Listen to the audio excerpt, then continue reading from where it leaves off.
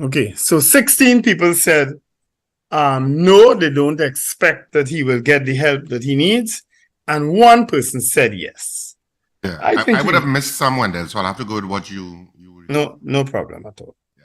But I think he will. I think he will. I think he will. I can't see him not getting, especially after listening yesterday, even if he didn't get it before. And some people are offered help, Recording in progress. but also don't want it. So, but I hope that he accepts whatever help comes his way, and that he is able to deal with his trauma, because that's trauma. Yeah, Yeah. definitely. All right, so let's introduce our guest. He's already on Zoom, and I'll welcome everybody that's on YouTube. Good morning to you all joining us on YouTube, where you can see us and so on. Good morning to you, Mr. Martin George. How are you? Yeah, hi, morning. I'm great. I see a busy day already, boy. yeah. All right. Of course, as you can see, Paul is in, Wendell is in, and so is Richard. Okay, all right. Good morning to you all, and it's always a pleasure, sharing thoughts and ideas with you guys on this program. I see that traveling the world has you a particular glow, Mr. George. That's the glow I'm looking for. I tell people it's the hard work that has me looking like this, I think it's traveling the world. All right, thanks for joining us this morning. Yes. Where did everybody else disappear? Yeah, no, I'm right here. Morning, Martin. Yeah, we're not seeing you, Rich. Morning, Pablo. All right, so what's up with this is we're starting with the Commission of Inquiry. You were on a commission already. What is and I'm starting with a very, very basic question. And what is the purpose of a Commission of Inquiry in the case of the Pariah tragedy issue? What do you think are the main objectives here? Well, I mean, it would be defined by the terms of reference of the Commission of Inquiry. So, I mean, they would set their parameters as to what they are seeking. I would imagine the basic position would be to find out what went wrong, why it went wrong, who is responsible, that sort of thing. But the fact of the matter is, Paul and Richard, we've always had in Trinidad and Tobago a history of these commissions of inquiry, which end up being exercises in sophistry. Nothing other than that, So you have a grand charade, you have lots of attorneys being paid lots of big fees, and, you have the commissioners themselves sometimes making big fees, and, these things going on and on and on. And you had the Mustill Commission of Inquiry, you had the Commission of Inquiry into the CLICO, CL financial disaster. You've had so many of these, Piaco Inquiry, the Commission of Inquiry into the, remember our World Cup bid, when we had the fiasco at the stadium. We've had so many of these things, and all you end up with is reams and reams of paper stacked somewhere in some office, and absolutely nothing of substance has ever seemed to come out of any one of these in the past. But isn't this also an attempt at, especially in our kind of political environment, some sort of independent transparency?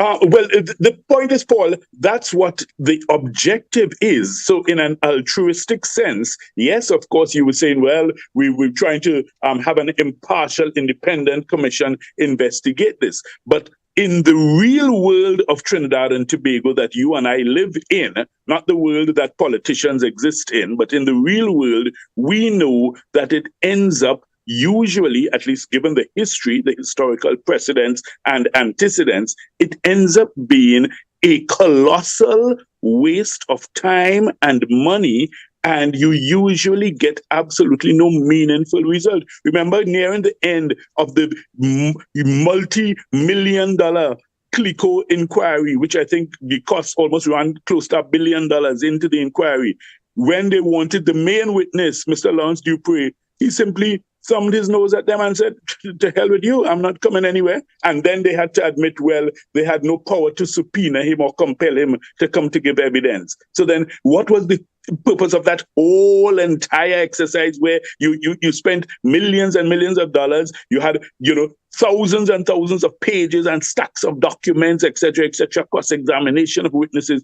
If at the end of the day you can get no meaningful result, and even the recommendations, Paul, we've had scenarios in Trinidad and Tobago where even the recommendations, the government of the day has chosen sometimes not to even lay it in Parliament, not to make it public.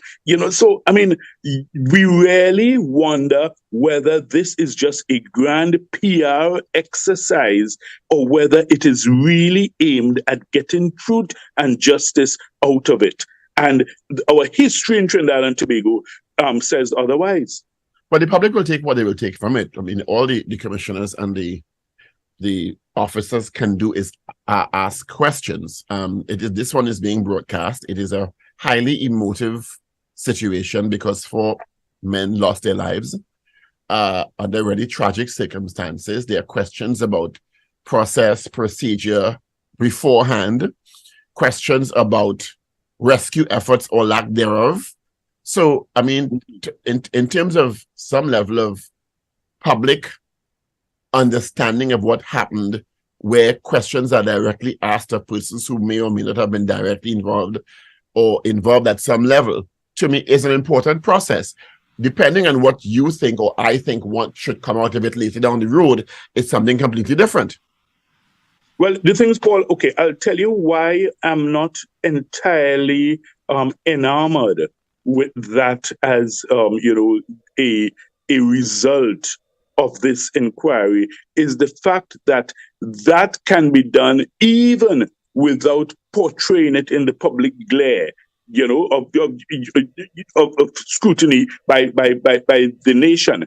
And what I would have preferred to see was the parties, instead of them casting blame and aspersions at each other and throwing mud at each other, I would have preferred to see them come together and say, hey, listen, for the good of Trinidad and Tobago, for the good of the industry, let us ensure that we have proper protocols, practices, procedures, and ensure that the codes are rigorously enforced. And that, I think, would have been of benefit. And of course, you make some attempt at proper recompense for the families of the survivors. But can you imagine, Paul, how the families of these victims are feeling?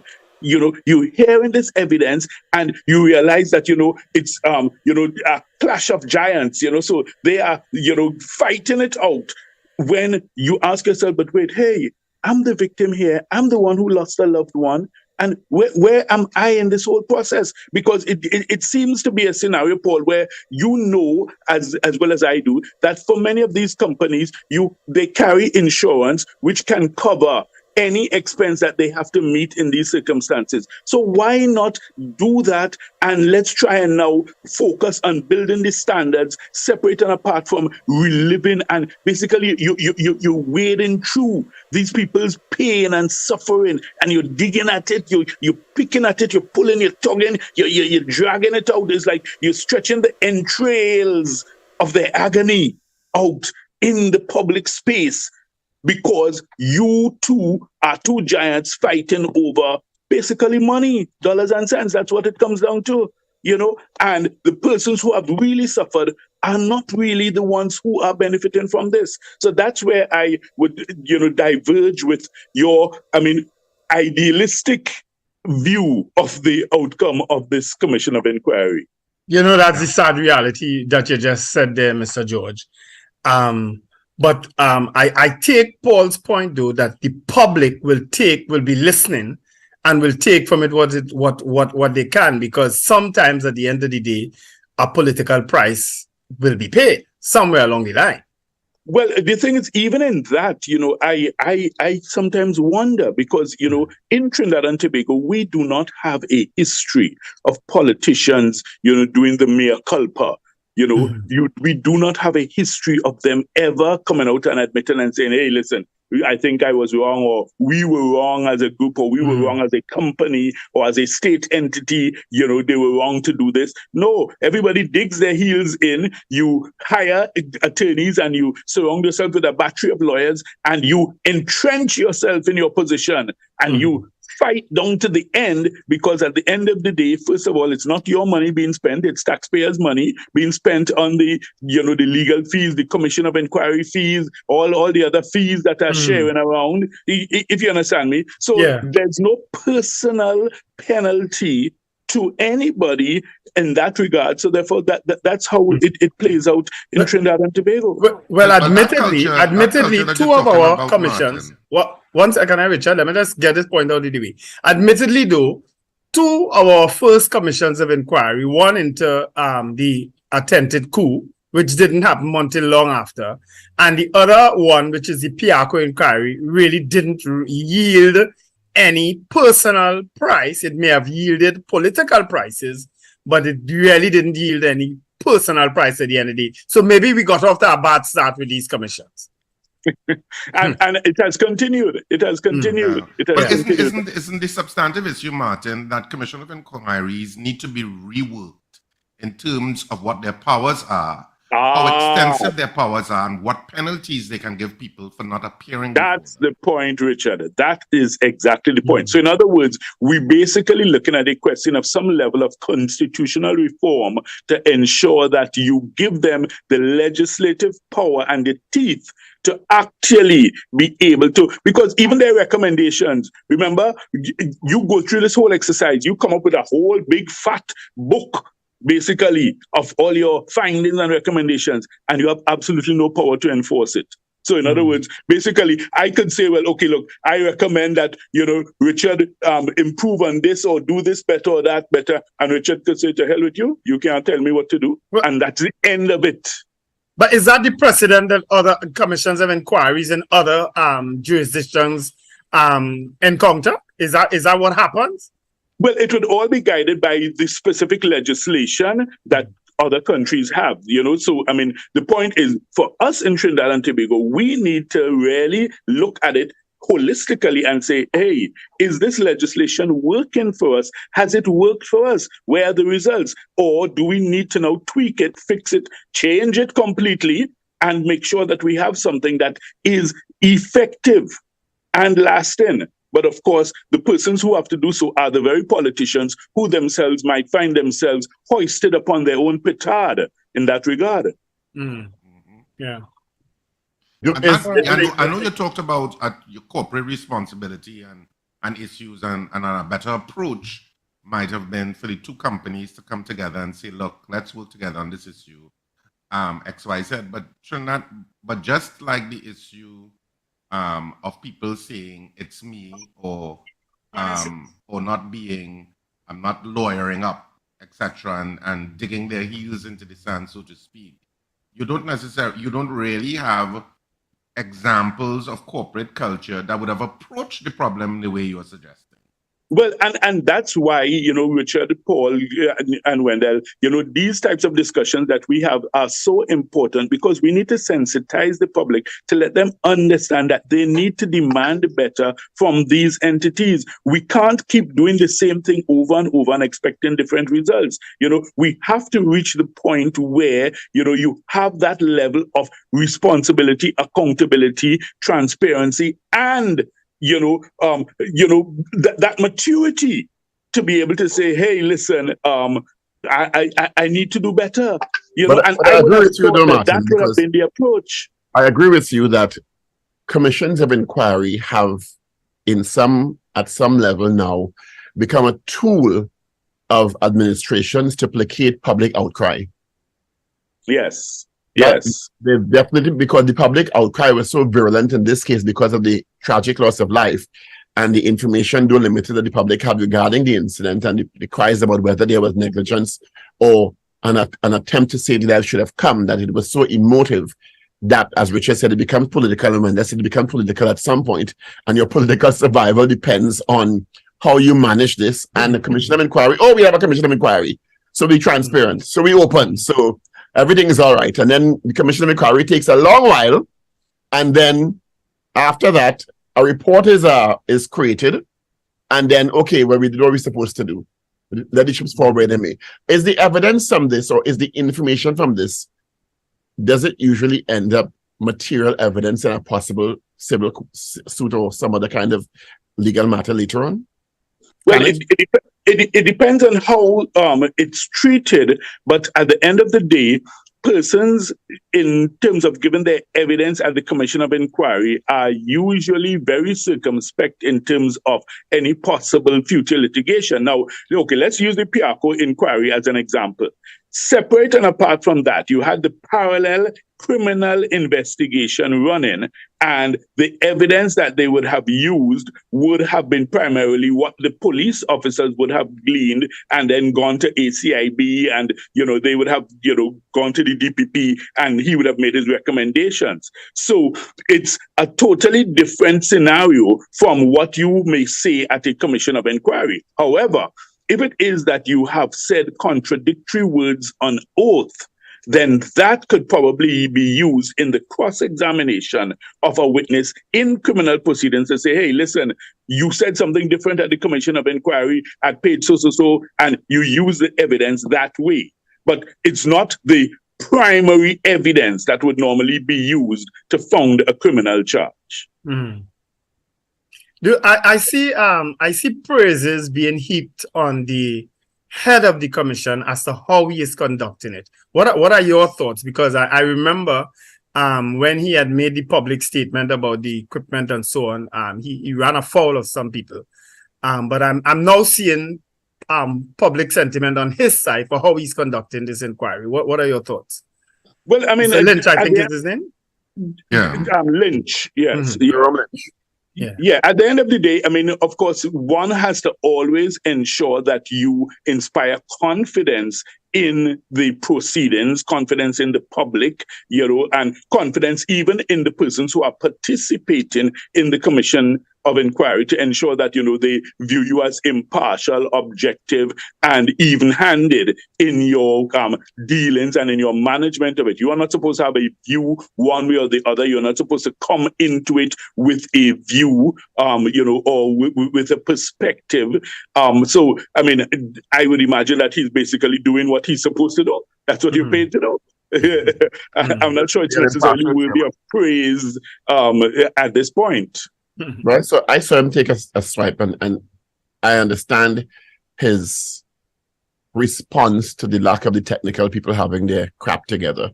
Because, I mean, one day projector of the evidence, because it's being broadcast and he knows that. So he's managing internal and external perceptions of it. Course. So if you're saying, and you want transparency, because if you're saying you're referring to something and he has sight of it and the attorneys have sight of it and the person giving testimony has sight of it, the public also should have sight of it. So if one is done, and then the second is coming and start working again, I am going to chastise you on here. Yes. Get your act together. Which is what he did. I didn't think he did it in an abrasive way. He just asked them, please get this sorted out. Yes. No, and I mean, that's your duty. That's your role and function, because you are accountable not just to the government who is paying you or who gave you the brief as chairman. You are accountable to the public. Yeah. So I guess we'll see how it goes. They go to the site today and we'll see how it continues. But as you said, we have ample reports from commissions of inquiry on desks and shelves. And filling boxes, cardboard boxes filled with reports. Inquiry into the airport project. We love paper. We love people in the US have pled guilty, served time, and gone on with their lives. I think one of them even died. and the persons who are before the matter here are still. Yes. Smoking cigars online. Commission of Inquiry. And I'll leave it. Smoking cigars on Lyman. Let's move, because of your wide remit in many areas. We can question you on many different areas this morning. We could not have you here as a past member of the Police Service Commission and not bringing the issue of crime, and also the commission now extending its delivery time of the list to January, the end of January 2023. Let's start with crime. And in particular, a call by the Commissioner of Police, the acting Commissioner of Police, in light of the bail bill situation, because two persons who were involved and charged actually with the Pennywise deadly heist have now absconded. And what your thoughts are on that in the context of them having been granted bail?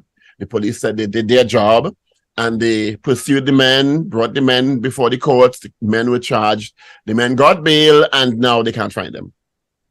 Yeah, well, Paul, the thing is, I mean, separate and apart from the bail bill being implemented, and I mean, I have no difficulty with that if it is implemented in terms of, the 120 days. But I can tell you, Paul, from a practical scenario, I am not convinced at all by the utterances of the acting commissioner, to where he says that the police have done their part and they have done all that they can do basically in the circumstances. Paul, I'll give you an example.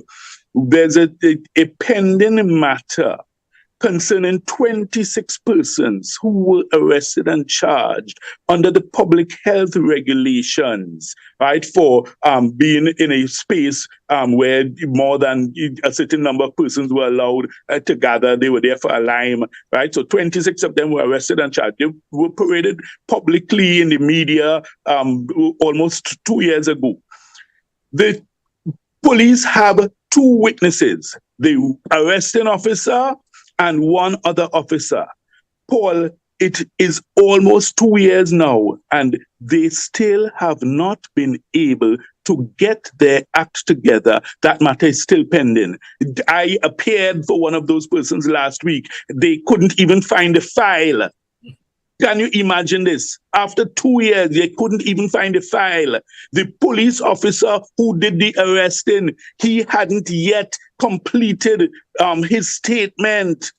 So, I mean, you're talking about a scenario where they have been tardy beyond measure in those circumstances, but yet still you're telling me, well, look, I have done my part. No, Paul, there's a whole lot more that needs to be done. And, I always say, and I mean, the thing is, we have to be mindful in Trinidad and Tobago of not allowing the TTPS to be absolved or excused from their responsibility. They are the only organization that is charged primarily with our safety and security, and we must always hold them accountable for that. We must give them support, we must give them the tools, we must give them the resources, but we must also hold them accountable and not allow them to make excuses. It's like when they say, well, these things about the joint army and police patrols, and I've always spoken against that. I said that's not the role of the army. You have 7,000 plus police officers. What are you doing with them? When you look at the size of our police force compared to our population, and you compare it with other nations, we are overstaffed in the police service, but yet still we are underperforming still. So therefore, what are you really doing with the resources? The national security usually gets the largest chunk of the budget every year. And then you ask yourself, okay, so we're not feeling safer. Ask yourself, Paul, do you feel safer? If you understand me, do you feel free to go out at night and lime and, enjoy yourself, without having to look over your shoulder or studying if somebody's following you, or when you're getting back home, if somebody's waiting by a gate to jump and attack you or something? Come on. We do not have that level of safety and security in Trinidad and Tobago. So yes, I'm saying for sure, if the bail bill will be a tool to help, by all means, but don't try to put that as your reason or your excuse to say, well, look, this is why things have been falling apart. My argument was that you had it for 3 years and you didn't show very great results anyway. Well, there's that too. Yeah. There's that too, right? So remember the anti-gang legislation? Yeah. You hastily implemented it. You went and locked up so many people, and then you had to let most of them go. And then you were faced with lawsuits from persons who claimed that, look, you arrested them without the proper evidence or following the proper procedure. So, I think that there's a whole lot more that we need to do. And of course, we have to give our support to Mr. McDonald Jacob as the acting commissioner, but we must also ensure that we hold his feet to the fire and, do not give him an easy escape in terms of excuses for not performing the way that the TTPS should. No argument from me there. Do you agree with Absolutely not. With the clear new approach regarding the granting or reissuing of FUL license variants? There's clearly a shift away from the philosophy Gary Griffith had when he was commissioner to, in the words of the National Security Minister, a more restrictive approach to the granting of FULs. Sorry, I didn't hear your question. The question was, do you agree with this new perspective, this new approach in terms of the granting of FULs? Clearly, there's a reversal of Gary Griffith's approach. Right. Yes. Yeah. No, I certainly agree with it. I agree with this new approach in terms of ensuring that we put a lid on it, Paul. Because let me tell you, I do not think that arming the nation is a solution to armed violence. Because you look at any of those, countries where you have this escalation. Look at Jamaica, as a prime example, where the police officers, reach the stage where sometimes they use tanks when they go into some of those communities. Remember with Dudus, when they were trying to get him, they actually deployed tanks. And the point is, look at the crime situation in Jamaica. It is still spiraling way out of control. So I don't believe in ratcheting up the arms war. The arms race on both sides is the solution. At the end of the day, you need to ensure that you stop the inflow of the illegal arms and ammunition into the country. You deal with it, whether it's coming through the legal ports. And you know what is amazing? We have the Commissioner of Police saying repeatedly that it's coming through the legal ports of entry. So therefore, you could only say that if you have the evidence and the information. You couldn't just be talking that off the top of your head. So the next question is, if you know that, then why aren't persons being arrested? We've had so many scenarios. Remember the container with chicken that came in at Point Lisas, and inside it you had illegal substances, right? Remember the juice cans, the illegal substances, and you hear nothing about these things afterwards, Paul.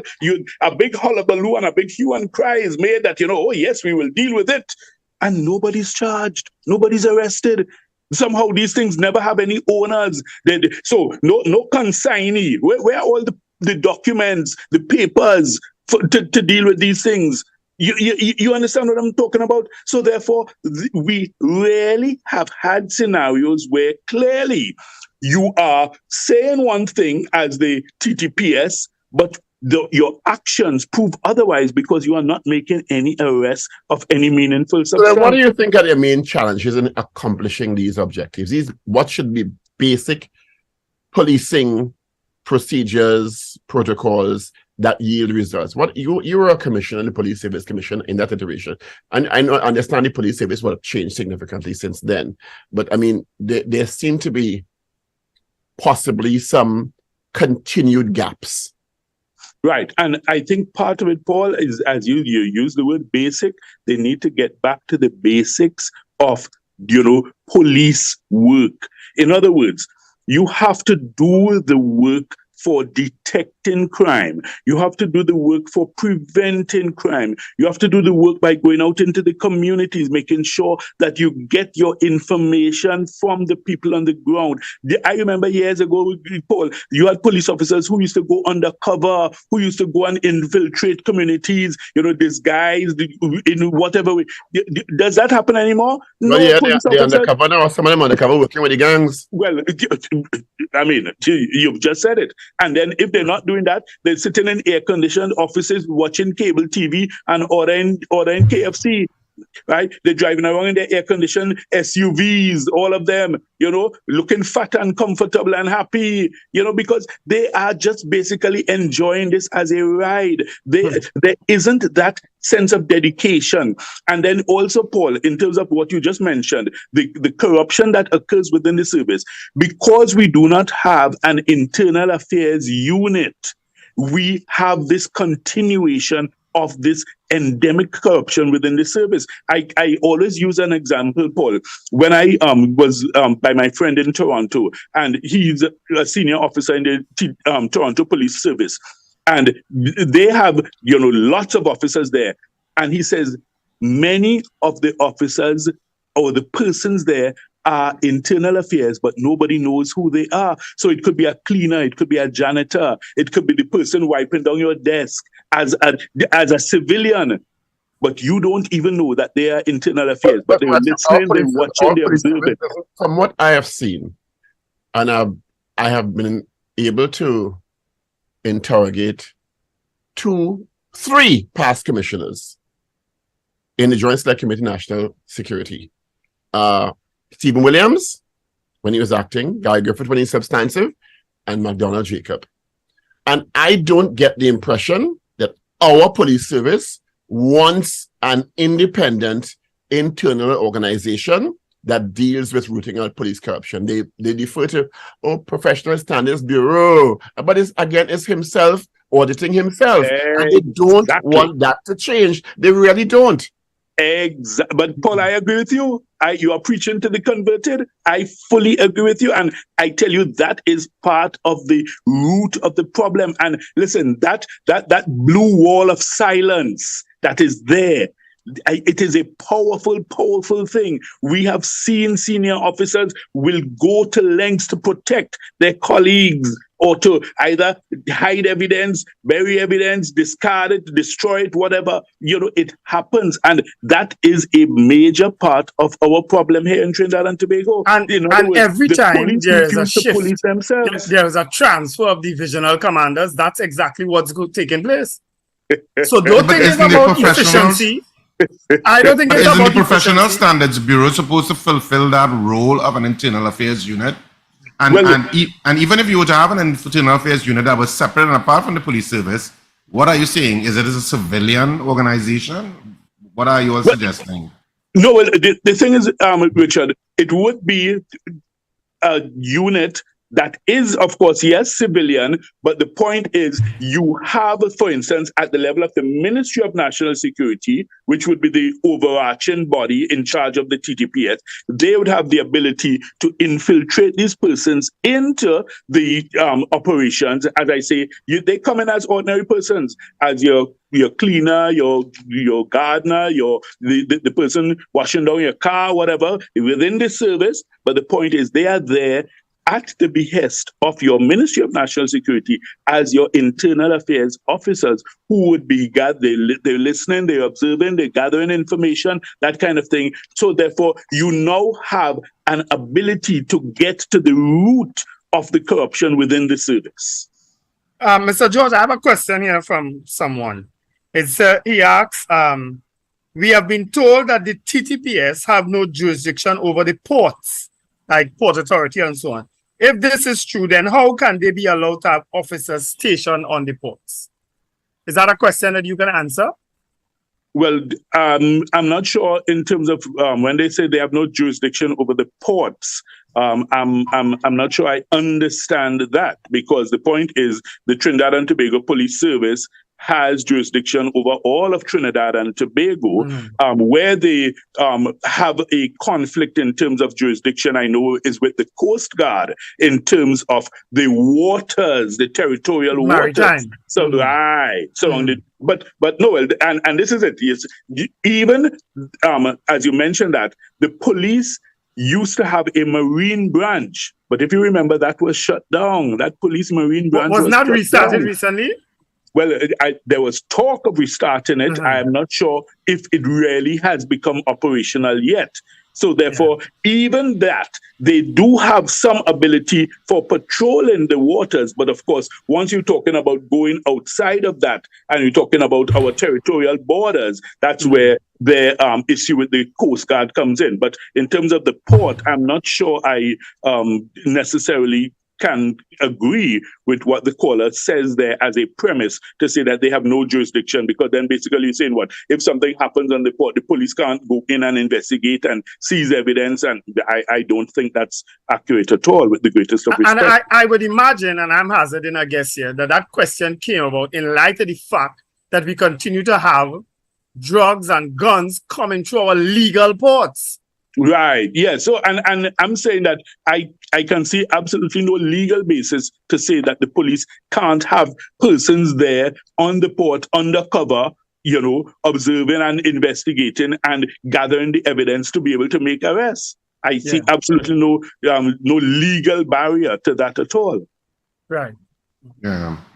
I mean, it seems like certain common sense issues that should be effected are just not. The issue of scanning containers, as basic as that, we can't even achieve that in any comprehensive way. So we talk about issues about legal entry, but you're not even putting in systems that are effective in to deal with illegal entry. So we spend up in mud. As you speak of scanners, Richard, I was commenting last week on the rising crime levels in Tobago. And I said that the ferry has to be a major source of the transshipment of illegal guns and ammunition to Tobago. And the irony of it is that the Port Authority has a walk-through scanner. So imagine, Richard, you go into Tobago with a knapsack on your back, you have to go through a scanner, right? So, okay, right, you walk through the scanner. But somebody else could drive on a van load of illegal guns and there's no scanner, no vehicle scanner. So, I mean, what's the point of it? It's so palpably absurd, when you think of it. And then they say that, they are taking steps to deal with it. But that doesn't make any sense. It doesn't make any sense. You need the vehicle scanner. And that's the point. Absurd. It's not absurd if you have a different outcome or objective planned. well, you mean it's absurd because we want to stop it. Mm-hmm. There are people who are benefiting from it, who have benefited from it, who want the status quo, and that's why it's not absurd to them. Yes, no, you're correct. You're correct. And that the same goes for the illegal imports of the guns, the drugs, the ammunition, everything. There are persons who, yes, clearly have high stakes to benefit and gain from. Just like the situation we were talking about just now, with the resistance to an independent audit arm or investigative arm of the police service, as we have seen work in several other jurisdictions. So we love to talk about, we went to the UK and we saw this work and we're implementing it. And we went to the US and we learned from them and we trained with them. But they ain't doing that. That's right. That's right. That's right. They don't want it because, as I said, as I say it plainly, what happens is, I understand it in terms of human nature. You're coming with your batch 30 years ago. You and your batch grew in the service. I is your child godfather. You is my child godfather. Right, yes. Interpersonal relationships. We have, in some instances, businesses together. Yes. Businesses together. And there is complicity by omission and commission. No, you're quite right. I mean, Paul, one of the most absurd things I heard was a scenario where a serving police officer was also a licensed firearms dealer. I mean, how on earth could anyone justify that? If you understand me, if that isn't a conflict, then I don't know what is. Think about this now. A licensed firearm dealer is brought in as an SRP. Richard, what bacchanal are they talking about that we don't know about? Let's go even further. Hey, Richard? What bacchanal are these two men talking about that we don't know about?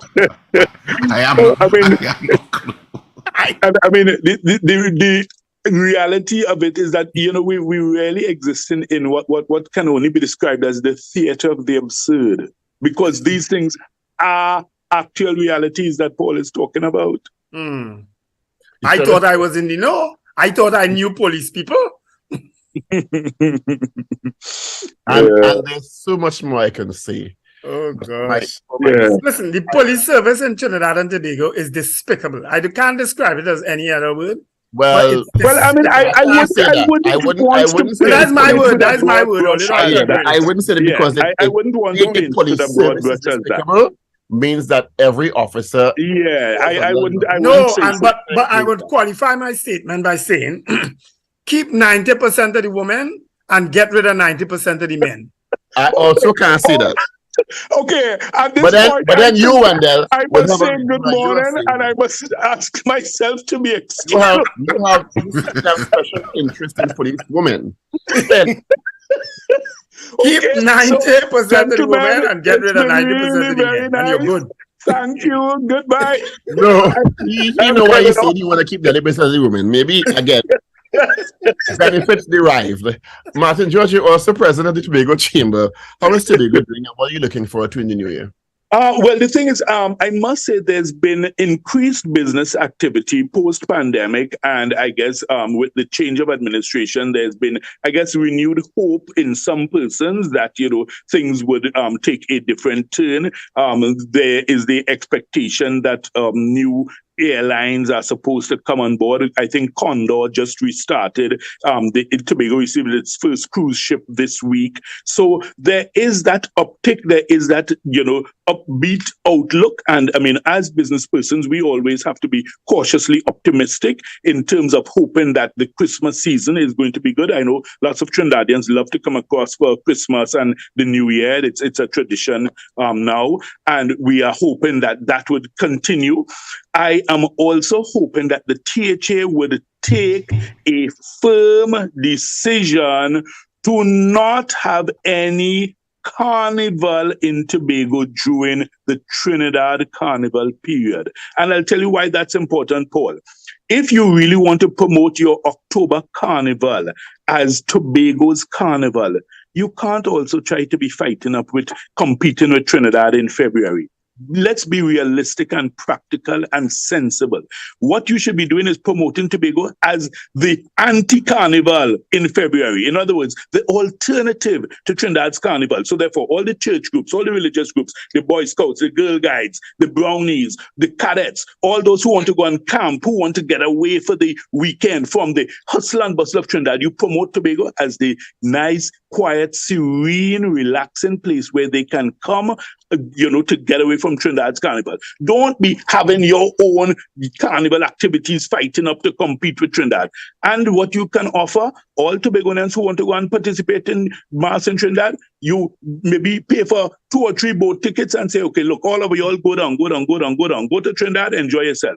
Let Tobago be nice and quiet, and you therefore now get a whole new perspective in terms of a whole new batch of visitors who will come to Tobago because they know there's no carnival activity a lot of taking sense, because you can't just invest $75 million in promoting a carnival and then have another carnival in February. This is my point, but I am not hearing anybody having the testicular fortitude in the THA assembly now to stand up and say they're not doing it. And I am calling on them to stand up and say so. That commodity has been in great supply in the past in the assembly. Are they going to import some testicular fortitude? You're saying Farley don't have testicular fortitude? I never said Farley. I said I have not seen Paul, a level of testicular fortitude in the assembly in the past. I have to be excused. Well, Farley is on public record. Farley Augustine is on public record as saying what the kind of rumors people are spreading about him. So I'm just going along with you. How you going there? Richard, how you going there? Thank you very much, come down from there. Martin, thank you for joining us this morning. Gentlemen, have a great morning. I'm going to my office to work. Wow. Thank you. It's been nice. Thank you, Martin. Appreciate you taking the time. Thank you. I'm speaking. Okay, guys. No, I'm not withdrawing something that was in the public domain. All right, Martin. I can't withdraw something that was in the public domain. What is that? Link disparate and disconnected ideas and thoughts that is problematic. I didn't raise the word testicular fortitude, you know.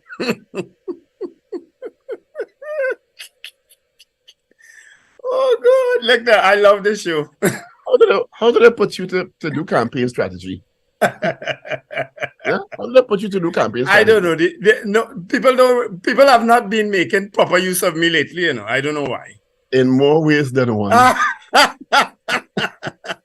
In more ways than one. In so many more ways than one. Clearly, they underestimate your prowess and accuracy in so many different ways. Yeah. As long as at the end of the day I can smile or laugh about it, I'm good, you know, because Oh, the stress level is so high. I didn't Why? sleep much last night again.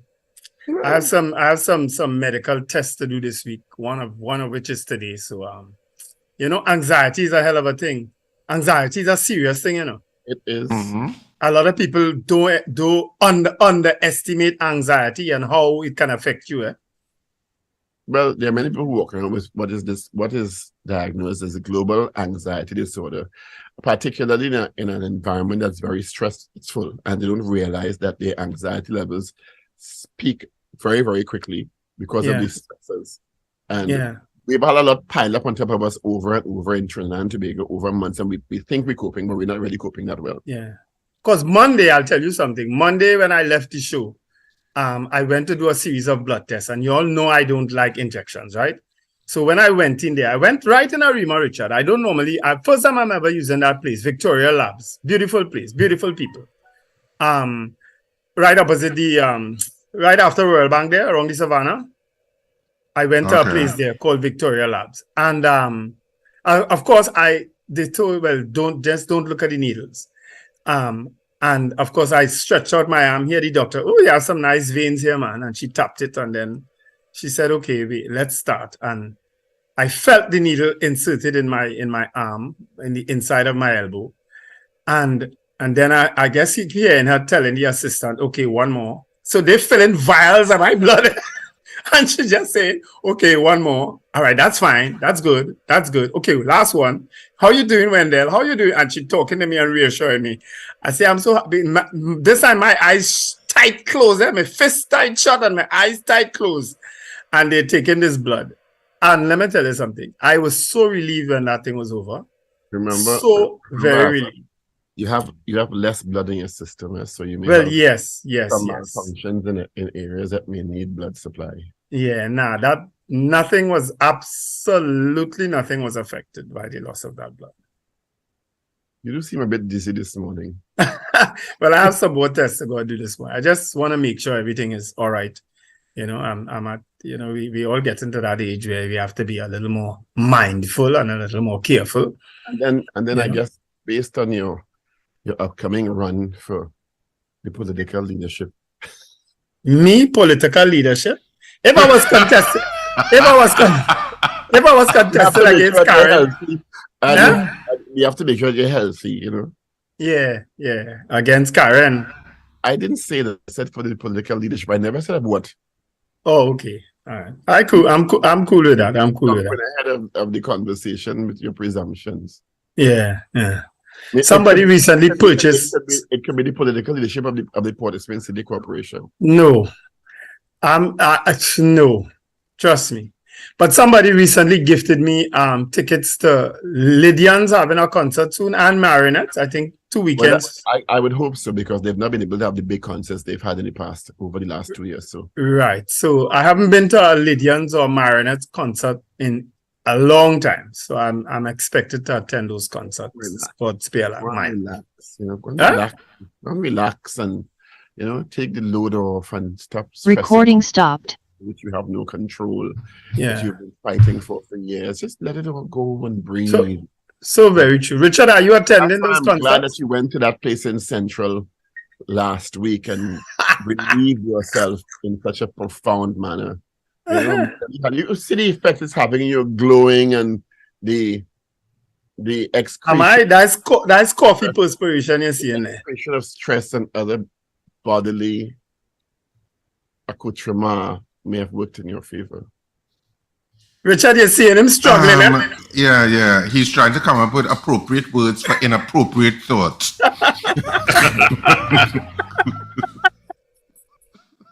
I like that. Which is normally my conundrum in Parliament anyway. Appropriate words for inappropriate thoughts. Which is normally my conundrum in Parliament anyway, so I practice. When is Lydian's concert, Wendell? I have no clue. One is December 3rd and one is December 10th. That most I can say. I think Lydian's is first. Lydian's is December 3rd. And hold on. And Marionettes is December 10th. Yeah. I know Brian McFarlane just ended with Christmas Joy. I heard it was very I heard it was good. My parents went. Yeah, I heard it was really good. Very Christmassy. Mm. And really, really, really, really well done. That's the reports I got. Mm-hmm. I didn't get to it, and I know John Thomas Believe is coming up Mm-hmm. in December. Good morning, Avril. Yeah, you know she's here already. Oh yeah, no, what's the time? All right. She done watching the Yeah. All So right. I got We're that going to take a wrong. break. We're going to take a break for our major news, and when we come back, I got a KISS Power Choice for you, and we're going to chat with Mr. Peter Clark of the UE Lockjack Global School of Business. Let's get into our our news brief. All courtesy Sean Florida Services. This is your news bulletin from Power 102 Digital.